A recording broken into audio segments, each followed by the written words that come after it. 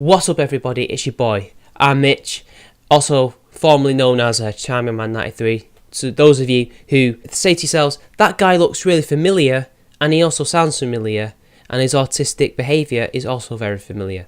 Well yeah, I'm that guy. Welcome to Jackass. But anyway, this video will be different to the other videos that you've seen so far. So in this video, there's going to be more of a gaming thing, because Jim said we could basically do whatever we want, so I thought, well, I'm going to do no politics. I'm strictly going to do something feel good and something that can generate a healthy and enlightening discussion about video games. That's totally not going to degenerate into arguments. But hey, whatever, that's what we live for on this channel and what we live for on YouTube. So this is my top 5 favourite video game universes in the world ever. And I encourage you guys to also list your own top whatever numbers. I don't care, from 1 to 20 to 100. It's up to you. All the merrier. I encourage that. Now these are in no particular order actually, because I didn't really get that far and I think it's an impossible task. I also would like to bear in mind that some of these universes are technically one game or in a game series that doesn't really have an overarching universe per se, but has elements that are very familiar and similar throughout its iterations. To give you an example of one that's in a series with some similarities to all the other games, I'm going to present to you Final Fantasy IX from the year 2000. This was my first Final Fantasy game and my favourite. I think there's a pattern that unless you're like older and has grown up with the series, usually your first Final Fantasy game, unless it wasn't a very good Final Fantasy game, tends to be your favourite, especially from those of us who were born before 1995, like me. And this was my first game. This was the game that me and my youngest uncle, because we're actually not that much apart in terms of age, bonded over. He was the Final Fantasy fan and got me into number 9 that he was playing at the time. And I marvelled at the universe, I marvelled at the medieval / steampunk aesthetic, I marvelled at the crazy things that you would see on screen. So genocide, violence, although cartoonish violence, it's not got any blood or anything at all in it, unlike Final Fantasy X. Magic, excitement, humour, of course language, B-words in there, bastard, scumbag, and even some British slang. I don't know if that was a translation thing, but at one point Zidane says "nout," which means nothing in Northern British slang. Really good. I like that. Those things appeal to me, but overall it's the story and the way that they world build. So you have 2 worlds. It's actually similar to the Doctor Who concept of the 10th planet, which is the Earth, as a sister planet called Mondas, and Mondas returns to essentially suck the life out of Earth, or at the very least for the Cybermen to take other humans and to turn them into Cybermen, so to prolong their race.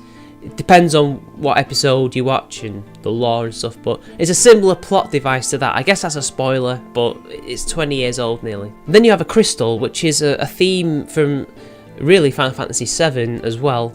It became a bit of a theme overall for Final Fantasy, and that is a crystal that gives life to everything, basically. And that's something that interests me as well, that they have magic that not only allows, destructive capabilities or healing capabilities, but like the Force, it can create life or remove it. Another thing is the idea of mist.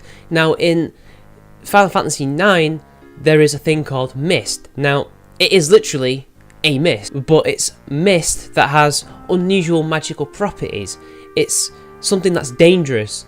You won't die from it as such. If you inhale it, it's like inhaling any normal mist, like water vapour, only it's magical and it creates monsters. But not only that, it's also a prime energy source. It's basically steam. That's what they use for steam until they invent steam in the game. And basically it runs airships, it runs machinery. Basically it's the lifeblood of the planet, even though from the story's point of view it's actually an alien thing. It's something that isn't meant to be there on the planet. It was something that wasn't always there before, and yet it's being used by the various races and kingdoms and empires of Final Fantasy IX to function. I mean, let's get into the races. Now Final Fantasy IX is a send-off of such to the old Final Fantasy, which is a shame in and of itself. It's basically, I think it was, I guess it would have been the 11th anniversary, the 10th anniversary would have passed or something like that. So they thought to themselves to make a big send-off to Final Fantasies 1 to 6.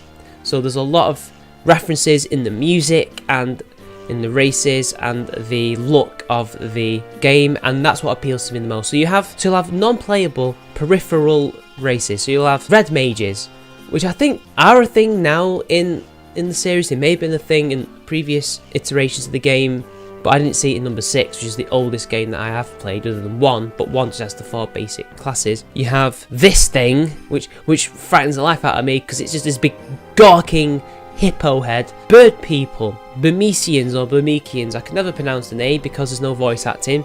They're basically, I don't know, are they rats or reptiles?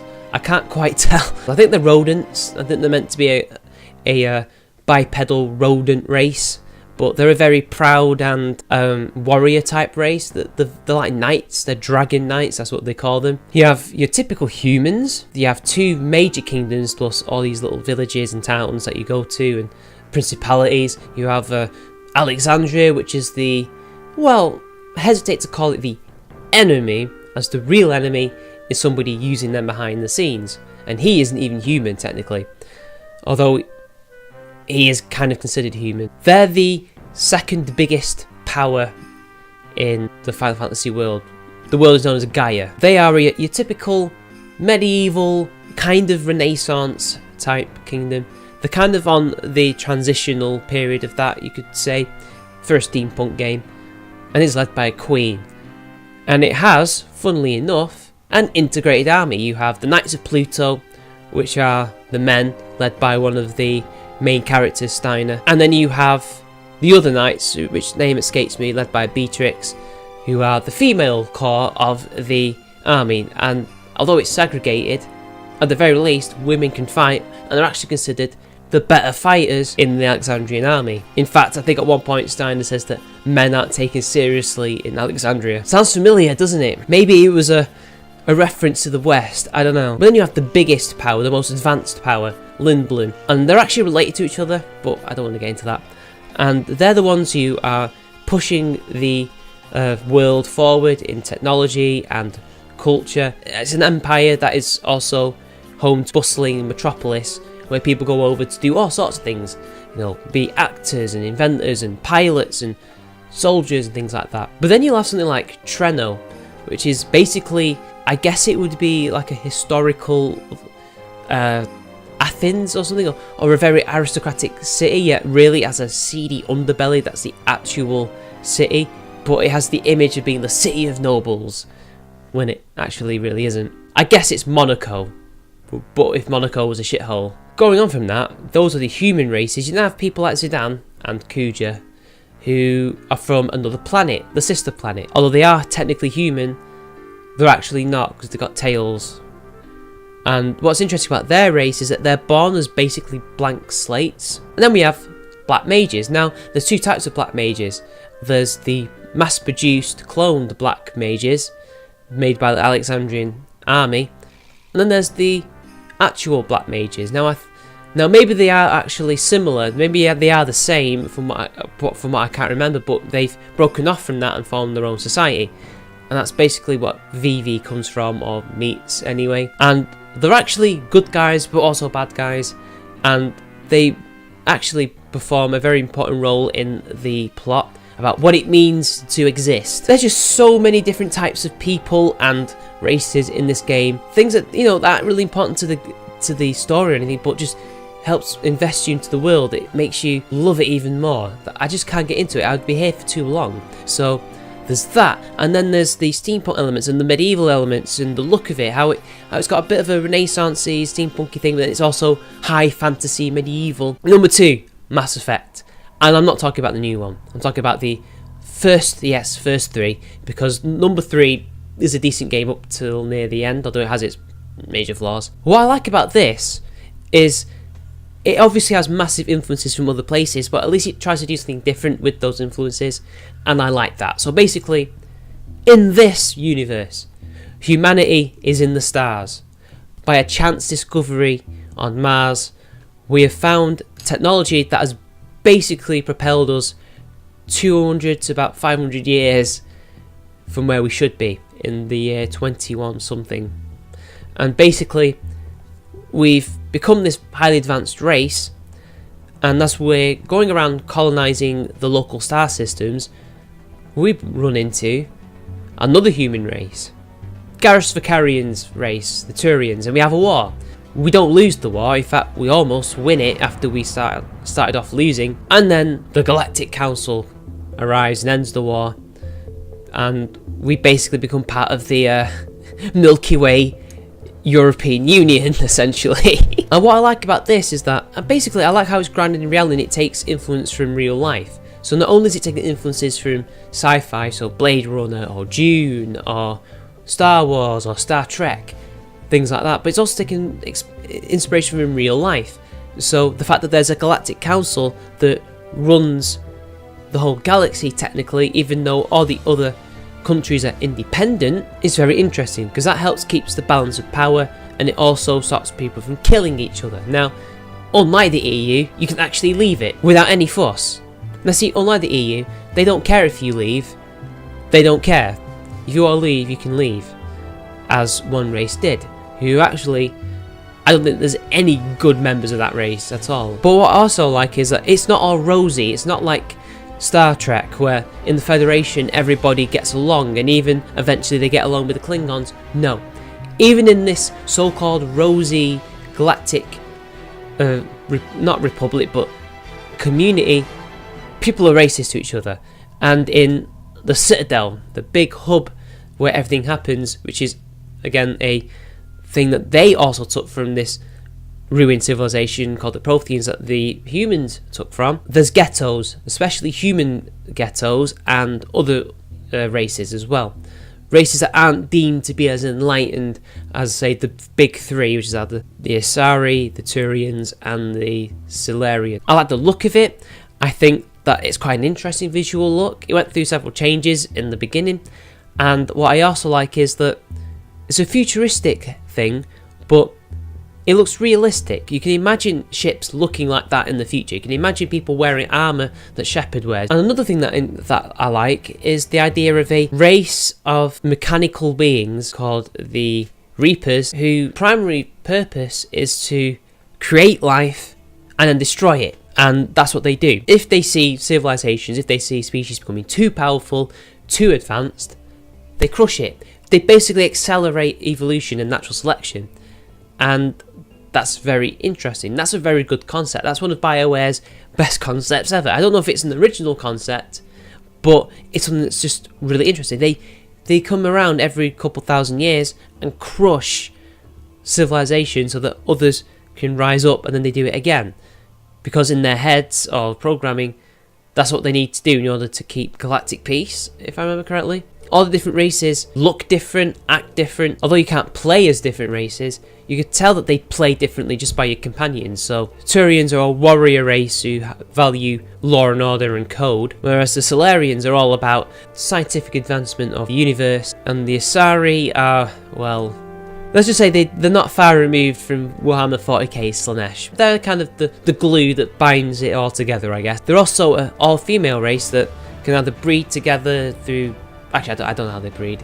But it's interesting how they're a race that has to either breed with each other, which is not wanted, or they breed with others so they can get genetic diversities. And then you have races that nobody likes, or at least the big three don't like. I mean, they don't like the humans, but the humans are preferable to the Krogan, who are more warrior-like than even the Turians. But I guess it's the warrior-like that they don't like. They're basically mercenaries. They nearly destroyed the galaxy because they're so powerful. And in fact, what I do like is, like Final Fantasy, they're not afraid to show that these benign, these people who consider themselves to be enlightened, aren't afraid to use some pretty nasty, horrible, what many would consider genocidal tactics in order to win a war. What they basically did was they corrupted the Krogan's DNA and infested them with a disease that makes 1 in 10 Krogans infertile or something, so to limit their numbers. Warhammer 40k, I mentioned it before. Now I'm going to try and be as brief as I can with this because it's a very vast topic, but basically it's the most depressing yet at the same time most awesome and hilarious universe you could possibly get into. You don't even need to play the actual tabletop to get into this universe, because there's books, there's video games, there's just so many things you can get into. Now let's just get into the universe itself, because that's fascinating. It is a universe that has loads of different races. Obviously you have the humans, and you have the Eldar, who are basically elves, and you have the orcs, who are the orcs, and then you will have the Tau, Tyranids, the Necrons, Chaos. Let's just talk about the big ones everybody knows. The Imperium of Man is basically a cult. This one big cult that worships this one person. Ironically, this emperor, before the events of 40k, was trying to eradicate religion, to eradicate it because he knew that people believing in things created chaos. Because chaos, which I'll get into, is something very interesting and relies solely upon your feelings, but whatever. They've worshipped this one guy who's been on the golden throne for 10,000 years, which is basically a life support system, and they basically have a authoritarian, backward, inquisitorial, fascist state. That's basically what it is. And they're only interested in preserving and expanding humanity, or at the very least preserving it at this point. You have the Eldar, who were once where the Imperium of Man was. Galaxy-spanning, controlling empire, which were destroyed by the forces of chaos, although it's their own fault because they basically created one god called Slanesh, which the Dark Eldar worship, or at the very least have to pay lip service to in order to survive. Now they're obviously kind of more enlightened in many ways than the humans, more civilized, but then they also make more mistakes than the humans. You have the orcs, who are a interesting group, unlike any other race I've ever seen in sci-fi. Now they're not like Tolkien's orcs. These orcs are plants, basically. They're fungus, and they spread across the galaxy. They were created by the old ones, and they only live to fight. And the more they fight and the more they get violent, the bigger they become, and the bigger you are, the more power you have among other orcs. And also, what's interesting is their technology is backward and terrible, yet somehow it works, because they think it's going to work, thus it happens. And that's one of the big concepts of the universe. Then you have chaos. Chaos is essentially, it's a magical force. It exists in a place called the Immaterium, which is the warp. People use that for space travel and psychic abilities and other things. And chaos are essentially the gods that live in that universe. Now they're not necessarily evil. None of the races are evil or good. I guess you could say that there's some that are more good than others, but really you can argue that they're not as good. And chaos is the same. You have Khorne, the blood god, has violence. Slanesh is carnal desires, and then you'll have Tzeentch, who is about scheming and plots. You have Nurgle, who is the god of plague and death. Basically, all the chaos gods represent all the horrible things in the universe you could possibly imagine. But then you also have other chaos gods that may or may not be iterations of these same gods, but have their own thing. So the Emperor, there may well be a god of him because people worship him, and if they worship him and think about him, because it's billions and billions or trillions of people, this thing may exist, and there's evidence to suggest he does exist, and sends his immaterial minions to help his people. The orcs worship the Gork and Mork, but they're entirely separate to chaos, and the Eldar created their own gods to serve themselves, to protect themselves from chaos. The Tau are basically space commies. Fanatical, religious, space, Buddhist-like commies. But they're also very technologically advanced and forward-thinking at the same time, but you must be a slave to that ideology in order to be a Tau. And then there are the Tyranids, which are basically aliens from Alien. That's literally what they are, but much more scarier and much more of them. There's that, and then there's the atmosphere of 40k. It's very bleak and depressing, whereas with Final Fantasy and Mass Effect, there's hope somewhere, even when things are really bad. In 40k, there is no hope. You are going to die. Whether you die of old age or young on the battlefield, you're going to die, or you'll get corrupted. And now another universe that I like is Deus Ex. Now Deus Ex is a first-person shooter, but also an RPG. The universe is fascinating because it deals with all the conspiracy theories and the goings-on and machinations of world politics and melds them all together into one big sci-fi, cyberpunk, glorious thing. The idea is that the Illuminati and other secret organizations run the world and are basically trying to plot the course of human history, but you have people trying to stop that so that people can make their own decisions and to basically stop people having too much power. We're talking about a universe where cybernetic enhancements, not only physical in the sense that you will have a mechanical arm or a leg or an eye, but also nano augmentation. So it talks about transhuman issues and things like that. It's fascinating, and it just deals with it in that particular way that I just like.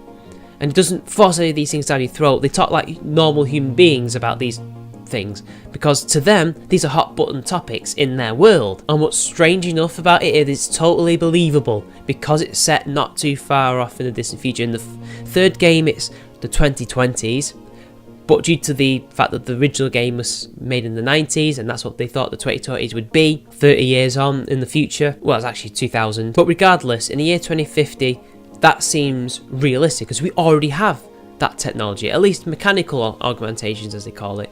We already have these arms that can be manipulated by the brain that are totally robotic. We have that. We have the beginnings of AI, because AIs exist in this and run the earth, although secretly and under the machinations of the Illuminati. It's fascinating, all these sci-fi and real life questions and theories and ideas that are melded into this crazy universe. This one will have to be even more brief than the others. I'm sorry about this, I'm sorry how long it is, but I've not had a good ramble in a while. But my final universe is none other than Metal Gear Solid, or even Metal Gear. But basically, this universe is the most convoluted mess I've ever seen. And it was all created by one guy, Hideo Kojima. And now, it's similar to Deus Ex actually, in that there is shadowy organisations running the earth, plotting human history and development. Although through war, rather than through politics and technology, although technology and politics do play a part, but ultimately it's through the use of war. Now there's two main characters, there's Big Boss and Solid Snake. Solid Snake is the first person you ever play in the 80s games when it was just Metal Gear, and it is revealed that he is the son of Big Boss, or rather a clone of Big Boss, but basically he's his son. And he is basically a, well, we don't really know if he is the one that was made of the good genes of Big Boss or the bad genes, because he has two other siblings, Solid Snake and Liquid Snake. Those two think that they're the best siblings, while Snake doesn't really care. He just wants to be a normal person and do his duty as a soldier. But regardless, you're basically super soldiers in the sense that and it spans, God, 60 years, 50 years of human history from the even more, from the 1940s to the 2010s. And it deals with cloning and technology and war and the effects of war and terrorism and nuclear war and the idea of nuclear power and things like that. And it's crazy. I can't even describe it. You have to play it, or at least read the lore in the Wikipedia or wiki things that they have now, just to get a sense of it. All I can do is describe why I like the universe. The idea is basically that humanity has created these things called Metal Gears, who are basically guns. They're bipedal tanks that have nuclear warheads on them and can be used by any willpower or even terrorist organisations or mercenary organisations to basically conduct military operations or as a deterrent. And because they're bipedal, they can apparently go through any terrain. Doesn't actually make sense, because humans are bipedal and even we can't go through all terrain, which is why we have tanks and vehicles and planes, because simply being bipedal doesn't mean you're better than a tank. And these are dangerous because actually they're never used as a deterrent, they're used to nearly bring about the destruction of humanity, or at the very least to bring in somebody's own version of the world that they want. And Metal Gear Solid has all these different factions that are vying for different control. You've got the Patriots, who are just the Illuminati, who are trying to do things that they want to do and have done for years. You've got Big Boss, Solid Snake, although Big Boss is technically a bad guy but also a good guy, but he's playing several sides at the same time, or trying to do his own thing to correct the course of history and to allow people to choose their own paths, and especially his sons. Well, sons. And then you've got Solid Snake, who's doing this because he doesn't like the idea of these people doing what they're doing. What they're doing is actually wrong. Humanity is suffering from their leadership. And then it just goes on from there. It's too complicated to talk about. It's totally believable, again, much like Deus Ex, because it's based on real life. It's based on real life event. So you can see all this being real, and we do have actual mercenary organisations like Diamond Dogs that exist in the real world. And later on, these mercenary organisations become NGOs or something. I forgot what the term was, and they're basically contractors who go out and fight wars for people, like we have in Iraq and Afghanistan. And that's basically it. That's all I can say, and I've been going on for too long. I'm sorry for taking your time, guys, but I can wax lyrical about this stuff for fucking ages. But regardless, there it is. There are my favourite universes at the moment. This could have changed within a couple of days, actually, because I could have thought of something else that I liked. But anyway, I'm going to cut it short here. So thank you for watching. I hope Jim recovers and seeks the help that he needs. I'm going to try and help him the best I can with this. Like the video, subscribe to Jim. If you want, subscribe to me. And until next time, it's been your boy. I'll see you later.